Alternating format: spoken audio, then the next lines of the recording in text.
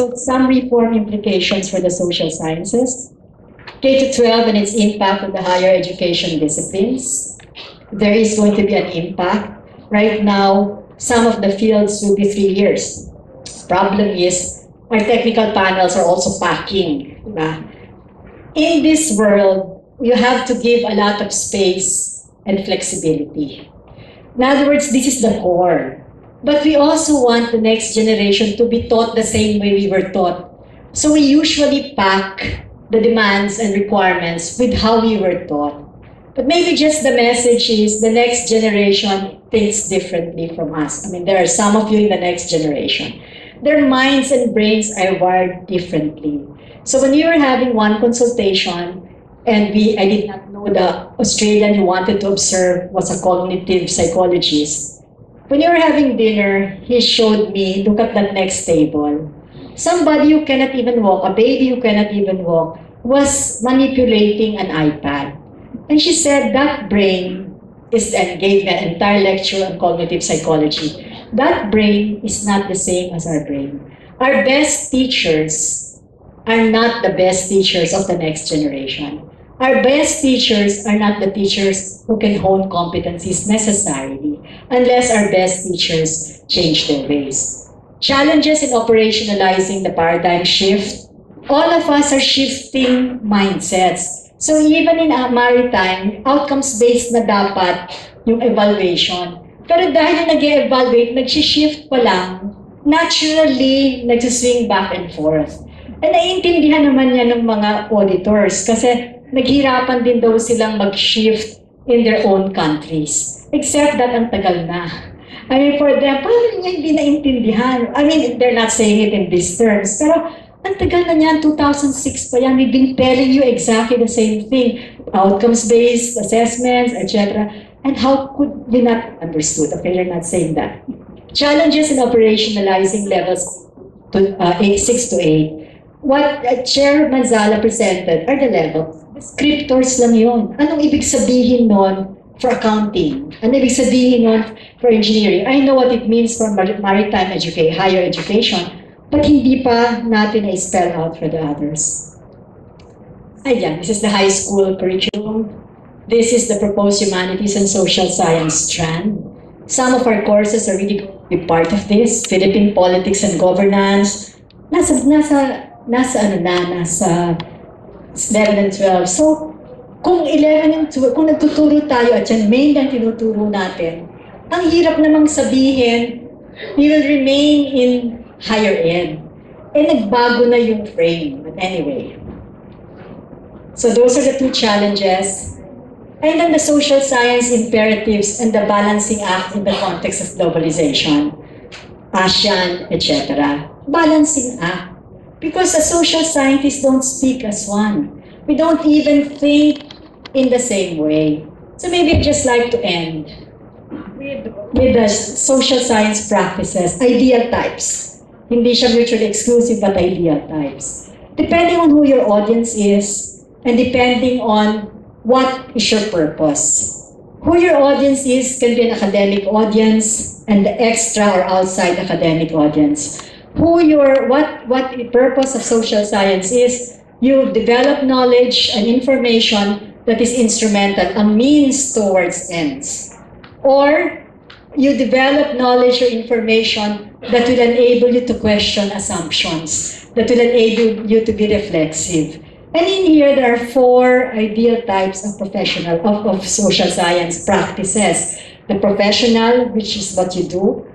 In the world of ASEAN, please help develop the methodologies, help develop the operationalizations that will allow us to actually make more concrete what we have. The world of policy is what ASDG Bala talked about earlier. The social scientists in policy. I am now straddling policy at the moment, and there's so much we need. You want evidence-based policy making, then we have to help, action-oriented as well. But I know that the imperatives we feel are so necessary and that we have to actually cram because we are coping up in a world that is moving fast and we will be left behind, that not all of the assumptions of that world are assumptions we can take. And that's the reason why you also need the critical thinkers among us to continuously make us reflect on what we do and the assumptions of what we do, to make us know when our methodologies, when methodologically ito, kasi problema to ng SHED and government. Do you support higher education institutions to become world-class? Okay, so that they can rank. Do you support them to rank? The first question is, should you rank at all? The answer is, can be yes or no. Well, we don't need to rank. And I can say, one-on-one, we're better. The perceptions of us, however, as a collective is not as good as the one-on-one perception. Now, if the perception is that way, what are its consequences? Let's assume you need a few countries to actually rank. Well, just as China counted a few countries, a few schools, and paid the assistant professors higher than the few schools so that they can rank in the publications. Their job is to publish. The professors hindi na magpa-publish, so lower ang kanilang pay.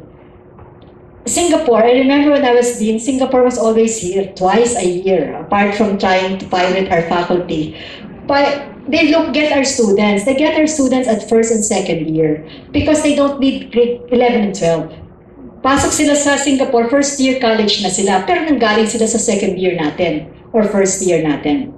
In any case, every time they have become friends, every time they're here, oh, we're already higher, geography is higher than Oxford. Oh, and of course, ako, do you think of yourself in relation to all of this? Parang yun lang, but they were so obsessed. But that was because they needed to rank. In the Philippines, we don't feel the need to rank. But that is a policy question, do we or do we not support? If you don't support, then all our schools are perceived not to be that good. Which is already the perception. We used to work with Chula a lot. And then after many years, the friends they grew up with, of course, they still respect us. But they were looking down at the Pinoys in a meeting so what's happening now? These people who are not as good as some of our Pinoys, they're looking down because you were not ranking. In a world where ranking has become an important thing. So policy question siya, do we or do we not? If we do, it's a radical restructuring of the schools. Lateral entry. Why do you think our colleagues have been pirated by universities outside, by the ASEAN universities? Because their publications will count in their schools and not here. So ganun ka-targeted. Ang problema, papasok ba tayo sa ganyang game? Di ba?